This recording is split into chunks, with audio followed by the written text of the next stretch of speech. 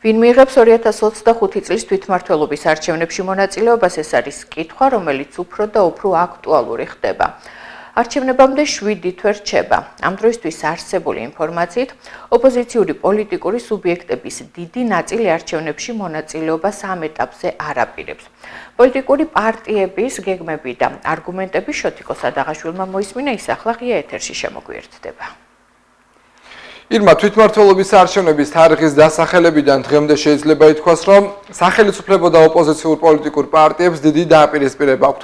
მიზეზი, როგორც უკვე აღნიშნეს, სწორედ მოახლოებული თვითმმართველობის არჩევნებია, რომელში მონაწილეობის მიღებასაც ხელისუფლების ოპონენტების ნაწილი არ აპირებს. არგუმენტი აქვთ ერთი. ისინი ამბობენ, რომ იქამდე ვიდრე ხელხალი საპარლამენტო არჩევნები არ ჩაინიშნება, უბრალოდ აზრს კარგავს ნებისმიერ მსგავს პროცესში მონაწილეობის მიღება, რადგან ოპოზიციის ნაწილი თვლის, რომ გასულ წელს ჩატარებული საპარლამენტო არჩევნების მსგავსად თვითმმართველობის არჩევნებიც გაყალბდება.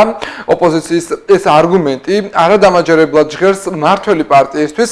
მანუჩარ ლაფაჩი გორის მუნიციპალიტეტის საკრებულოს უმრავლესობის წევრია, რომელიც თვლის, რომ ვერავინ, მათ შორის ვერც ოპოზიციამ ვერანაირი მტკიცებულება ვერ წარმოადგინა იმის, რომ საპარლამენტო არჩევნები ნამდვილად გაყალბდა. შესაბამისად, ოპოზიციის გადაწყვეტილებას შიშის ფაქტორს უკავშირებს და ამბობს, რომ დობა დაკარგულ პარტიებს მოგების არანაირი შესაძლებლობა არ აქვს.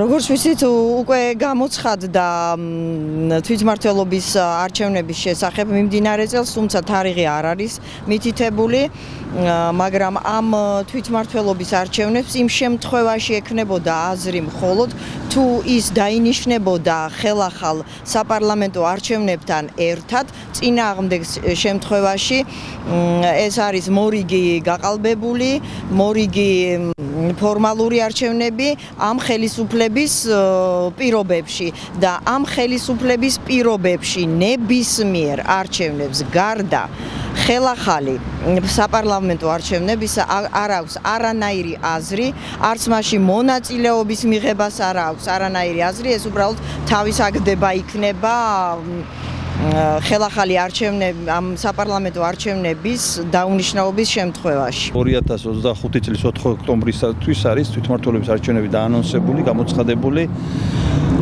და ამაში მიიღებს, რა თქმა უნდა, ქართული ოცნება მონაწილეობას და ვიმედოვნებ და დარწმუნებული რომ დამაჯერებლად გამარჯვებას მიაღწევს, როგორც ყოველთვის ამდენ არჩევნებში, რაც მომხდარა, აბსოლუტურად უფრო უკეთესი შედეგი და უფრო უკეთესი შედეგი. იმიტომ რომ ქართველი ხალხის ზრდობა ქართულ ოცნებას იმაზე მეტი აქვს, ვიდრე 2024 წლის 26 ოქტომბრის არჩევნები. ყველა მზეპირად იცის, რომ გაყალბება არ მომხდარა არც 1%. ამის არანაირი მტკიცებულება, არანაირი ფაქტი არ გააჩნიათ, უბრალოდ ეს არის მათი გარე პატრონებისგან მიერ დავალებული რაღაც დავალება, რომელსაც უნდა ქვეყანაში არეულობა, ომი, deep state-ის გაგრძელება, ასე ვთქვა. ყველაზე მთავარი არის მართალი იყოს შენი ქვეყნის და შენი ერის წინაშე. და ალბათ მაგათი დამოკიდებულებაც ამ საკითხისადმი ეგ არის რა, რომ არა აქვთ იმედი, რომ ეგენი რაღაც შედეგს მიიღებენ და აქედან გამომდინარე იძახიან იმას, რომ ჩვენ ადამიანელი საპარლამენტო გვინდა, ეს არ იქნება ქვეყანაში იყო, იქნება ხლა თვითმმართველობის არჩევნები და ქვეყანა რიგითობით მიხედავს თავის ინსტიტუციურად, როგორც არის, ესე განვითარდება ყოველ შემთხვევაში ესე იქნება. თვითმმართველობის საკითხებში ექსპერტი მიშა ჩიტაძე ამბობს, რომ ოპოზიციის ბოიკოტი თვითმმართველობის არჩევნებში მონაწილეობის არ მიღებასთან დაკავშირებით ცუდია, თუმცა მისი თქმით ეს პროცესი არ დააზიანებს.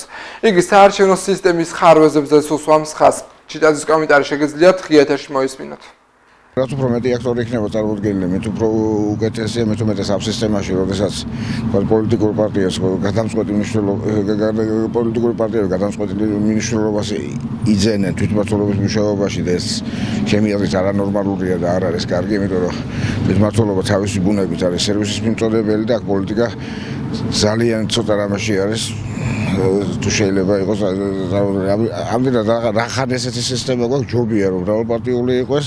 კი, რა თქმა უნდა, გაართულებს საკრებულოს მუშაობას, მაგრამ ბევრად უფრო გამჭვირვალეს და ბევრად უფრო ეფექტის გახდეს ფრიად მერის სამუშაოს.